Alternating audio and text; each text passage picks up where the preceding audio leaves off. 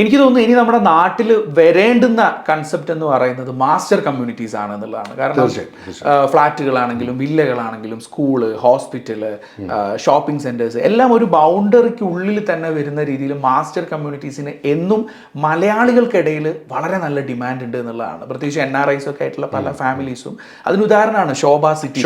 Exactly. ഈ master community എന്ന് പറയുന്ന കൺസെപ്റ്റ് തന്നെ A city within A city എന്നുള്ളതാണ്. ഒരു ഗേറ്റഡ് കമ്മ്യൂണിറ്റിക്ക് അകത്ത് തന്നെ ഒരുപാട് പേര് താമസിക്കുകയും അവർക്ക് വേണ്ട എല്ലാ ഫെസിലിറ്റീസും അതിനകത്ത് തന്നെ അവൈൽ ചെയ്യുകയും ചെയ്യുന്നതാണല്ലോ ഒരു മാസ്റ്റർ കമ്മ്യൂണിറ്റി എന്ന് പറയുന്നത്. ഇപ്പോൾ ഇത് അവിടുത്തെ ലൈഫ് ഒരു വളരെ ഒരു അപ്പ് ക്ലാസ് ലിവിങ് ആയിരിക്കും മാത്രമല്ല, അത് എപ്പോഴും ഇൻവെസ്റ്റേഴ്സിനും നല്ല റിട്ടേൺസ് കൊടുക്കുന്ന ഒരു സംഭവമാണ്.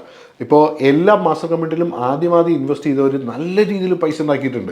ഇപ്പോൾ ഏത് കമ്മ്യൂണിറ്റി എടുത്ത് നോക്കിയാലും, അറേബ്യൻ റാഞ്ചസ് ആണെങ്കിലും, മുഡോൺ ആണെങ്കിലും, ഡമാക് ലഗൂൺസ് ആണെങ്കിലും, ഇതിൽ ഏത് കമ്മ്യൂണിറ്റിയിലായാലും ആദ്യം ഇൻവെസ്റ്റ് ചെയ്തവർ നല്ല രീതിയിൽ പ്രോഫിറ്റ് ഉണ്ടാക്കിയെന്നുള്ളതാണ് സത്യം. ആ നല്ല